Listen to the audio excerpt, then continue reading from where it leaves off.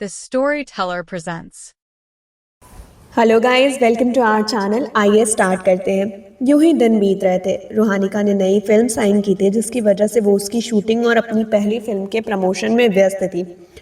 रणविजय हमेशा की तरह अपने कामों में उलझा हुआ था। बस अंतर इतना था कि उसने पहले से ज्यादा अपने काम को डबल कर दिया था। वजह साफ थी, वो उसको इग्नोर कर रहा था। संडे का दिन था और क्योंकि आज संडे था तो दोनों हस्बैंड वाइफ घर पर ही मौजूद थे। रूहानिका आज अपने शेड्यूल से थोड़ा जल्दी उठ गई थी और सीधा किचन की तरफ चली गई थी। उसने काफ़ी टाइम से कुछ भी अपने हाथ से नहीं बनाया था और आज उसे खुद के बनाए हुए खाना खाने का बहुत मन था। यही वजह थी कि अभी वो किचन में मौजूद थी और हमेशा की तरह काकी उसकी हेल्प कर रही थी। कुछ ही देर में दोनों ने मिलकर नाश्ता तैयार कर लिया था और अब वो डाइनिंग टेबल पर मौजूद थी। तब तक वो भी कैजुअल वियर में नीचे आ गया था, जिसे कहीं जाना नहीं था। इसी वजह से वो बहुत ज़्यादा रिलैक्स महसूस कर रहा था, वरना अमूमन उसका शेड्यूल बहुत टाइट रहता था और उसने खुद को उसी शेड्यूल के अकॉर्डिंग ढाल कर रखा हुआ था। खाने की स्मेल से ही वो समझ चुका था कि आज की कुकिंग उसकी रूही ने की है। उसके भावहीन चेहरे पर थोड़े इमोशन नजर आए थे, लेकिन हमेशा की तरह किसी की भी नज़र पड़ने से पहले उसने उसको छुपा लिया था। वो बहुत इस चीज़ में माहिर था, या फिर हम इतने काबिल नहीं थे कि उसके इमोशन को समझ सकें। रूहानिका ने हमेशा की तरह एक सरसरी नज़र उस पर डाली थी और फिर नाश्ते में व्यस्त हो गई थी। वो भी एक पल की उसकी नज़रों को खुद पर महसूस कर नाश्ते में व्यस्त हो चुका था। उसके चेहरे पर भी अब वो पहले वाली चमक नहीं थी। ना वो ज़्यादा किसी से बातचीत करती थी, अब वो एकदम चुप सी रहती थी और ज़्यादा समय कंपनी और शूटिंग में बिताती थी। उसने खुद को एक हद तक महदूद कर लिया था। काफ़ी वक्त बाद आज दोनों साथ में नाश्ता कर रहे थे, वरना जब भी वो घर आता था उसे एक ही बात पता चलती थी कि रूहानिका ने या तो खाना खा लिया है या फिर वो सोने चली गई है। हालांकि उसका दिल ये बात मानने को तैयार तो नहीं था, मगर क्योंकि उसने खुद ही उसको इग्नोर करते हुए और खाना खाते हुए देखा था, इसीलिए उसे मानना पड़ता था। पर यह पूरा सच नहीं था। रूहानिका हमेशा उसके खाना खाने के बाद ही खाना खाती थी, बस उससे झूठ बुलवाती थी।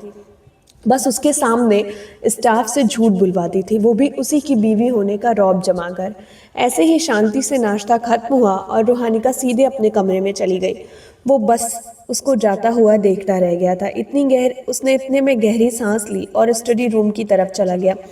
लगभग 2 घंटे बाद जब वो अपने काम से फ्री हुआ और कमरे की तरफ आया, आजकल उसको अपने कमरे में जाने की एक अजीब सी बेचैनी होती थी। ऐसा नहीं था वो रूहानिका के हालातों से अनजान था, उसे तो सब कुछ पता था। वो रणविजय था और हमेशा से सब कुछ जानना उसकी खासियत थी। उसने बिना नॉक किए कमरे का दरवाज़ा ओपन किया और अंदर आ गया। दरवाज़ा खुलने की आवाज़ से उसे भी इस बात का अंदाज़ा हो गया, लेकिन उसने कोई रिएक्शन नहीं दिया और बुक को पढ़ती रही। रणविजय ने कुछ पल तक उसको देखा और फिर बालकनी में चला गया। उसे भी नहीं समझ आ रहा था कि वो क्या बात करे। उनके बीच खामोशी ने इस हद तक अपनी जगह बना ली थी कि वो अब चाहकर भी उससे कुछ भी कह नहीं पाता था। उसके वहाँ होने से रूहानिका को बेचैनी होने लगी। ऐसा नहीं था वो उससे बात नहीं करना चाहती थी, पर वो कमज़ोर नहीं होना चाहती थी। उसे पता था कि वो उनके रिश्ते की कोई मंजिल नहीं रखता, पर वो अपने दिल के हाथों मजबूर थी। वो हमेशा से उसके साथ रहना चाहती थी। उसने अपनी ज़िंदगी को उसके साथ तसव्वुर करना शुरू कर दिया था। उसने कुछ सोचा और बालकनी में जाकर ठीक उसके पीछे खड़ी हो गई। इस समय रणविजय रेलिंग पर हाथ टिकाए बाहर आसमान की ओर देख रहा था। जब उसे एहसास हुआ कि वो उसके पीछे मौजूद है तो यूं ही बिना उसकी तरफ देखे बोला, कुछ कहना है? वो उसके ठीक बाजू में आकर खड़ी हो गई और सामने की ओर देखते हुए बोली, हाँ, हम कब तक इस शादी को जारी रखना है? हाँ, कहना तो है कि हमें कब तक इस शादी को जारी रखना है। मुझे नहीं पता। जब तक दादाजी पूरी तरह से ठीक नहीं हो जाते तब तक हम उन्हें इस रिश्ते की सच्चाई नहीं बता सकते। वैसे तुम क्यों पूछ रही हो? वो इसलिए क्योंकि हमें खुद नहीं पता कि हमें कब तक एक साथ रहना है, इसलिए हम एक दूसरे को अवॉइड नहीं कर सकते। बोल तो तुम सही रही हो, बताओ अब क्या करना चाहती हो? हमें बात करनी होगी ताकि हम जो मिसअंडरस्टैंडिंग या प्रॉब्लम है उन्हें सॉल्व कर सकें। वो कुछ पल तक उसको देखता रहा और फिर सोफे की तरफ इशारा कर दिया। रूहानिका ने उसके इशारे को समझते हुए सोफे पर अपनी जगह बना ली। रणविजय ने एक गहरी सांस ली और ठीक उसके सामने आकर बैठ गया। दोनों ने एक बार फिर खामोशी से एक दूसरे को देखा था। पता नहीं क्यों, मगर आज बात करने का सोच कर भी बात नहीं कर पा रहे थे। समझ नहीं पा रहे थे कि अपनी बातें सामने वाले के सामने कैसे रखें। रूहानिका ने 2 पल उसे देखा, फिर पूछा, आप उस दिन से मुझे इग्नोर क्यों कर रहे हैं? बिना किसी इमोशन के जवाब मिला, क्योंकि मुझे तुम्हारी फीलिंग्स और तुम्हारे इमोशंस के बारे में पता चल गया है। रूहानिका के लिए ये बात किसी झटके से कम नहीं थी। उसे बिल्कुल उम्मीद नहीं थी कि वो सब कुछ जानता होगा। उसने तो अभी तक उसके सामने कुछ भी नहीं जाहिर किया था, फिर वो कैसे जानता था? उसके सवाल को समझते हुए उसने सीधे तौर पर कहा था, तुम जिस दरवाजे के सामने खड़े होकर अपना कन्फेशन कर रही थी, उसने तुम्हारी सारी बातों को रिकॉर्ड कर मेरे लैपटॉप पर मेल कर दिया था। वो हैरान होकर बोली, इसका मतलब आप मुझ पर नजर रखते हैं? नहीं, वो तो इसलिए क्योंकि तुमने उसके हैंडल को टच किया था, जिससे उसके सेंसर एक्टिव हो गए और उन्होंने तुम्हारी आवाज़ को रिकॉर्ड कर लिया। रूहानिका ने राहत की सांस ली और दोबारा पूछा, जब आपको मेरी फीलिंग्स के बारे में पता है तो फिर आप मुझे अवॉइड क्यों करते हैं? चेहरे पर सख्ती लिए उसकी आंखों में देखकर, मैं तुम्हें अवॉइड इसीलिए कर रहा था ताकि तुम मेरे इतने भी करीब मत आओ कि मुझसे दूर जाने की तकलीफ सह ना पाओ। और वैसे भी हम दोनों का साथ में कोई फ्यूचर नहीं है, तो फिर क्यों तुम मेरे पीछे अपनी ज़िंदगी को बर्बाद करोगी? उसने उसकी आंखों में देखते हुए कहा, और आपको किसने कहा कि मैं आपके पीछे अपनी ज़िंदगी बर्बाद कर रही हूँ? आप समझ क्यों नहीं रहे हैं mister Rawat? I love you. नहीं रह सकती मैं आपके बिना। मुझे नहीं पता कब, कैसे, कहाँ और, पर मुझे आपसे बेइंतहा मोहब्बत हो गई है। समझे मेरी फीलिंग्स को और दे दे हमारे रिश्ते को एक मौका। इस वक्त उसके चेहरे पर दर्द था, अपनी मोहब्बत से दूर रहने का। वो शख्स को बहुत प्यार करती थी, वो उसके बिना नहीं रहना चाहती थी। उसकी नम आंखों ने रणविजय को उसकी तरफ देखने पर मजबूर कर दिया, जो उसकी अपनी आंखों में उम्मीद के दिए लिए उसको देख रही थी। रणविजय ने कुछ पल उसे देखा, फिर दूसरी ओर देखते हुए बोला, इस वक्त तुम्हें ऐसा इसलिए लग रहा है क्योंकि तुम हालातों से अनजान हो, पर जब सच्चाई तुम्हारे सामने आएगी तो तुम वो पहली शख्स होगी जो मेरा हाथ छोड़ दोगी। तुम्हारे सिर से ये इश्क का भूत अपने आप उतर जाएगा। उसके चेहरे को अपनी ओर करते हुए उसने उसका हाथ पकड़ा और कहा, तो बताइए क्या है सच्चाई? कौन सी ऐसी बात है जो आपको मुझे ठुकराने पर मजबूर कर रही है? देखिए, झूठ मत बोलिए, आपकी आंखों में भी मैंने अपने लिए एहसास देखे हैं। गहरी सांस लेते हुए वो बोला, क्योंकि तुम मेरे साथ सुरक्षित नहीं हो। मेरे अपने ही मेरे दुश्मन हैं, उन्हें हर वक्त मेरी कमज़ोरी की तलाश है। अगर कल को उन्हें तुम्हारे बारे में पता चल गया तो मुझे कमज़ोर करने के लिए वो सबसे पहले तुम्हें टारगेट करेंगे, तुम्हें नुकसान पहुंचाएंगे और एक पल के लिए भी विचार नहीं करेंगे।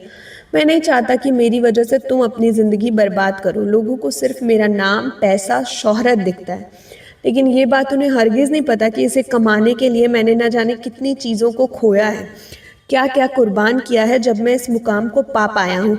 इसलिए तुम जितना हो सके मुझसे दूर रहो, उतना ही तुम्हारे और मेरे लिए अच्छा होगा। रूहानिका ने उसके हाथों पर अपनी पकड़ को मजबूत किया और गहराई से बोली, अगर यही बात है तो फिर निश्चिंत रहिए, मैं कभी भी आपकी कमज़ोरी नहीं बनूंगी, मैं हमेशा आपकी ताकत बनूंगी। मेरी वजह से कभी भी आपको तकलीफ नहीं होगी। सिर्फ इस वजह से आप अगर मुझे खुद से दूर कर रहे हैं तो ऐसा मत कीजिए। आपको मुझे और हमारे रिश्ते को एक मौका देना होगा। मैं समझ रही हूँ आपकी परेशानियों को, पर आप मेरी फीलिंग्स उसका भी तो सोचिए ना। बहुत मुश्किल से आप मुझे मिले हो और मैं किसी कीमत पर आपको खोना नहीं चाहती, चाहे उसके लिए मुझे खुद को कुर्बान ही क्यों ना करना पड़े। मगर अब जितनी भी ज़िंदगी है वो मैंने आपके नाम कर दी है और मुझे आप ही के साथ बितानी है। मैं अपनी तरफ से पूरी तरह क्लियर हूँ और मैं जानती हूँ कि आगे जाकर भी मैं किसी के हवाले से इस फैसले को चेंज नहीं करूँगी।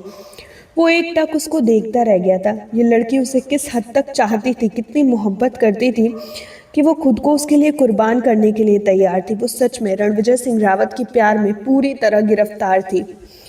कुछ पल तक उसको देखने के बाद वो बोला, अगर तुम इतनी कॉन्फिडेंट हो कि तुम मेरे साथ रहने में कोई प्रॉब्लम नहीं है, तुम हर सिचुएशन को टैकल कर सकती हो, हर प्रॉब्लम को फेस करने के लिए तैयार हो, तो ठीक है, मैं तुम्हें एक मौका देने को तैयार हूँ। मगर एक बात हमेशा ध्यान रखना, अगर मुझे फ्यूचर में कभी ये महसूस हुआ कि मेरी वजह से तुम्हें खतरा है या तुम्हारी जान खतरे में है, तो मैं तुरंत इस रिश्ते से तुमको आज़ाद कर दूंगा और फिर तुम्हारी कोई भी बात मुझ पर असर नहीं करेगी।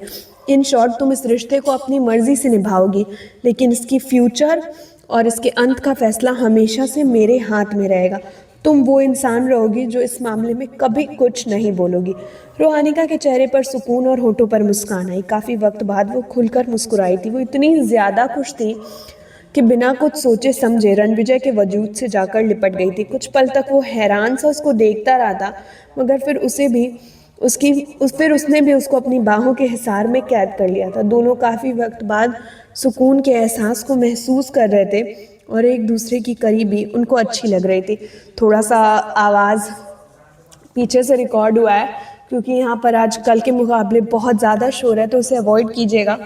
बाकी अगर आपको ये एपिसोड पढ़ना हो तो आप प्रतिलिपि पर अनोखा इश्क कॉन्ट्रैक्ट लव एपिसोड नंबर 25 जाकर पढ़ सकते हैं। वहाँ पर ये पूरी सीन आपको मिल जाएगी। बाकी वहाँ पर भी स्टोरी पढ़ें, फॉलो करें, और यहाँ पर तो मैं आपको सुना ही रही हूँ।